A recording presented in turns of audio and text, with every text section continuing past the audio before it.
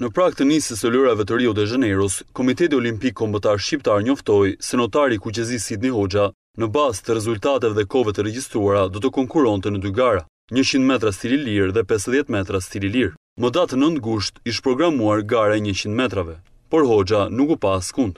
Dhe për këtë, trajneri personal i notarit shqiptar Shpëtim Hoxha, që është njëkohësisht edhe presidenti i shoqatës Tirana Delfina Sport, ku aktualisht bën pjesë edhe 24 vjeçari, akuzon përfaqësuesit e Komitetit Olimpik për papërgjegjshmëri dhe neglizhencë, duke qenë se nuk e kanë regjistruar emrin e sportistët për këtë garë në mbledhjen teknike që i parapriu, pasi në mënyrë të pashpjegueshme nuk kanë marrë fare pjesë në këtë mbledhje.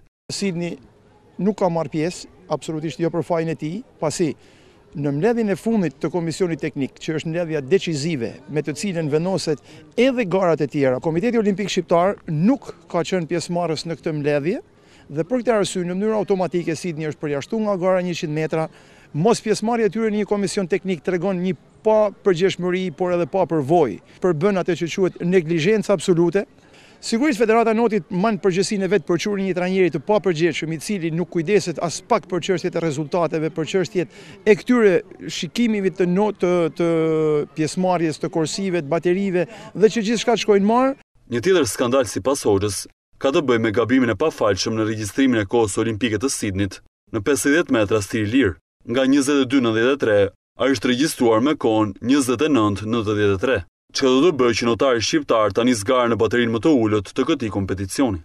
Sidney do notojë në baterinë e parë vetëm për një gabim të administratës Komitetit Olimpik. Dhe për këtë unë do fajsoj absolutisht ato që kanë 2 javë që kanë shkuar në atje, të cilët në vend që të merren me çështjet e notarëve, me çështjet e sportistëve të tjerë, për t'i rregulluar kohët, për t'i bërë të mundur hyrjen e tyre nëpër korsit dhe bateritë më të rëndësishme për falsu densisht si notin, si vetveten, por edhe Komitetin Olimpik kanë shkuar dhe nuk merren me këtë punë.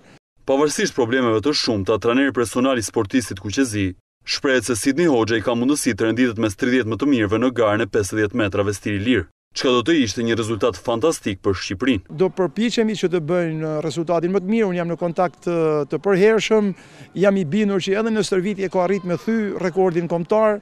Besoj që do kemi një rekord kombëtar dhe një vendosje, siç e kam thënë, absolutisht në 30 më të mirët e botës, që është arritje e jashtëzakonshme për notin shqiptar. Sidney Hoxha do të prek pishinën më datë 12 gusht rreth orës 18, ku do të konkurojë në të vetmen garë që i ka mbetur, atë të 50 metrave stili lir. Teksa kjo është hera e tretë që e merr pjesë në lojrat olimpike, pas Pekin 2008 dhe Londër 2012.